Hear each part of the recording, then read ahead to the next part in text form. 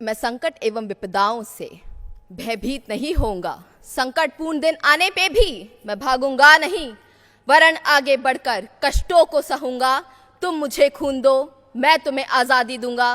तुम मुझे खून दो, मैं तुम्हें आज़ादी दूंगा। नमस्कार, मेरा नाम जहानवी खोजी है और मैं जयपुर राजस्थान से नेहरू युवा केंद्र का युवा एवं खेल मंत्रालय प्राइड एवं भारत सरकार का धन्यवाद करना चाहती हूं कि उन्होंने मुझे ये अवसर प्रदान किया कि मैं नेताजी की जयंती के दिन उन्हें अपने शब्दों के माध्यम से श्रद्धांजलि दे सकूं।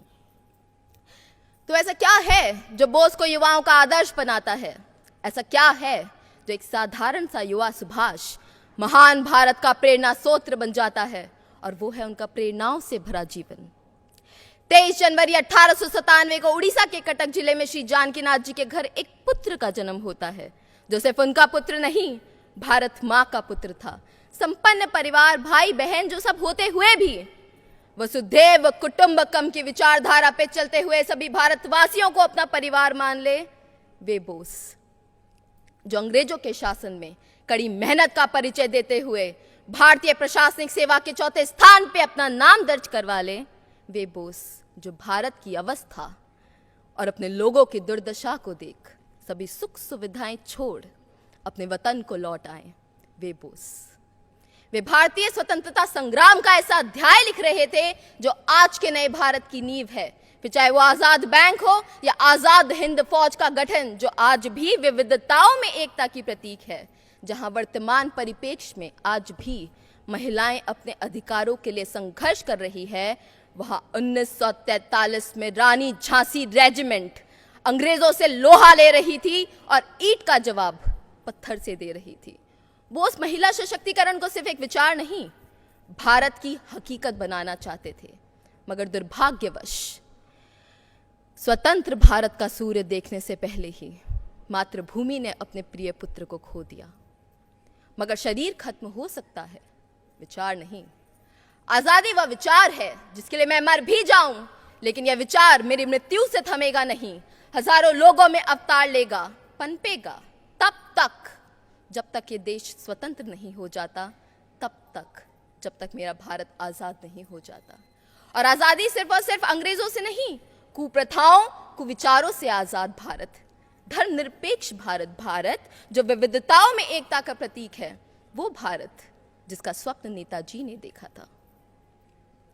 तो क्या है नेताजी की विरासत, या ऐसा कहूं कि कौन है नेताजी की विरासत?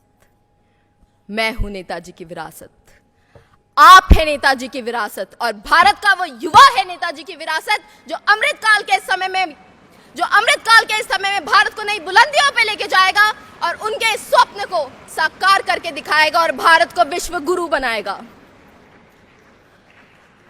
है समय बड़ा तूफान प्रबल, है समय बड़ा तूफान प्रबल, पर्वत झुक जाया करते हैं। अक्सर दुनिया में लोग समय में चक्कर खाया करते हैं, लेकिन कुछ ऐसे होते हैं इतिहास बनाया करते हैं। यह उसी वीर इतिहास पुरुष की अनुपम अमर कहानी है जो रक्त कणों से लिखी गई, जिसकी जय हिंद निशानी है, जिसकी जय हिंद निशानी है, जिसकी जय हिंद निशानी है। धन्यवाद। जय हिंद, जय भारत। देवियों और सज्जनों, आप सभी को मेरा नमस्कार। आज मैं रोहिणी एम, ईश्वर की अपनी धरती केरल से नेहरू युवा केंद्र संगठन तिरुवनंतपुरम का प्रतिनिधित्व कर रही हूं।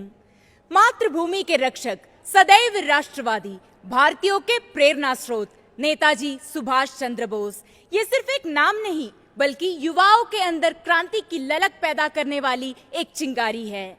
नेताजी ने अपने कॉलेज के शुरुआती दिनों में ही बंगाल में क्रांति की वह मशाल जलाई जिसने भारत की आजादी की लड़ाई को एक नई धार दी। राष्ट्रीय आंदोलन में उनका योगदान अंग्रेजी अखबार फॉरवर्ड में लिखने से लेकर कलम चलाने से लेकर आजाद हिंद फौज का नेतृत्व कर अंग्रेजों से लोहा लेने तक का रहा। नेताजी ने भारत की पहली अंतरिम सरकार की स्थापना की और 21 अक्टूबर 1943 को पहली बार भारत की धरती पर राष्ट्रीय ध्वज फहराया। नेताजी भारत की विरासत पर गर्व करते थे और जल्द से जल्द भारत को आधुनिक भी बनाना चाहते थे। भारत के सम्माननीय प्रधानमंत्री महोदय श्री नरेंद्र मोदी जी ने कहा है कि आने वाले 25 साल हमारे देश और 130 करोड़ की आबादी के लिए बेहद खास होने वाली है। आजादी के इस अमृत काल में हम सभी युवाओं का कर्तव्य है देश के विकास में, राष्ट्र निर्माण में अपनी भागीदारी देना। जय हिंद। तुम मुझे खून दो, मैं तुम्हें आजादी दूंगा। नेताजी के ये शब्द अपनी मातृभूमि के प्रति हमारे कर्तव्य के भाव को जगा देती है। जिस तरह नेताजी ने पूरे विश्व के भारतीयों को संगठित किया, उनसे हम सभी युवाओं को संगठन क्षमता सीखनी चाहिए। हम सबको एक साथ मिलजुल कर एक भारत श्रेष्ठ भारत के सपने को साकार करनी चाहिए। महिलाओं को समान अधिकार और सम्मान देने हेतु नेताजी सुभाष चंद्र बोस ने महिलाओं की फौज रानी झांसी ब्रिगेड बनाई और साथ ही उन्होंने आजाद हिंद फौज में सभी धर्मों के लोगों को साथ में जोड़ दिया। आज से लगभग 80 वर्ष पहले नेताजी ने ये उदाहरण करके दिखाया कि देश सर्वोपरि है। मनुष्य का धर्म, जाति, रहन सहन, खान पान, विचार, संस्कृति इन सब से परे है। आज जब देश आत्मनिर्भर भारत के संकल्प के साथ आगे बढ़ रहा है, तब उत्कृष्ट राष्ट्र प्रेम, निस्वार्थ राष्ट्र सेवा, एक बड़े लक्ष्य के प्रति पूर्ण समर्पण, प्रतिकूल परिस्थितियों में अदम्य साहस और देश के प्रति आशावादी दृष्टि रखने वाले सुभाष चंद्र बोस नई पीढ़ी के लिए सदैव सदैव प्रेरणा के स्रोत बने रहेंगे। अंत में सभी युवाओं से, सभी भारतवासियों से बस यही कहूंगी कि तू शेर ए हिंद आगे बढ़, मरने से तू जरा न डर, उड़ा के दुश्मनों का सर, जोश ए वतन बढ़ाए जा। ये जिंदगी है कौम की, ये जिंदगी है कौम की, तू कौम पे लुटाए जा, तू कौम पे लुटाए जा। जय हिंद। चलो आज वो नजारा याद कर लें, शहीदों के दिलों में थी वो ज्वाला याद कर लें, जिसे लेकर आजादी पहुंची थी किनारे पर। आओ आज उस देशभक्त को याद कर लें। नमस्कार, मैं नमिता नेहरू युवा केंद्र कुल्लू से हिमाचल प्रदेश का प्रतिनिधित्व करते हुए बात करने जा रही हूं हमारे प्रिय नेताजी सुभाष चंद्र बोस के बारे में। नेताजी की लोकप्रिय निमृति कुछ इस प्रकार है कि वे एक ही संदर्भ में दो अलग अलग छोर पर नजर आते हैं। नेताजी की एक छवि अपने प्राणों का उत्सर्ग करने वाले राष्ट्रभक्त के रूप में नजर आती है, तो वहीं उनकी एक छवि वर्दी पहने, सीना ताने, कुशाग्र बुद्धि वाले ऐसे व्यक्ति के रूप में नजर आती है जिन्होंने राष्ट्र के लिए सब कुछ त्याग कर दिया। एक नेताजी की मृत्यु वायुयान दुर्घटना में हो गई थी, परंतु एक नेताजी सुभाष चंद्र बोस आज भी हम सबके बीच भारत में विद्यमान है। आज जब भारत आजादी का अमृत महोत्सव मना रहा है, तो हम सबका कर्तव्य है कि हम नेताजी के योगदान का नव भारत के निर्माण में उपयोग करें। हम देखें किस तरह 21वीं सदी के हिंदुस्तान के लिए नेताजी प्रासंगिक है।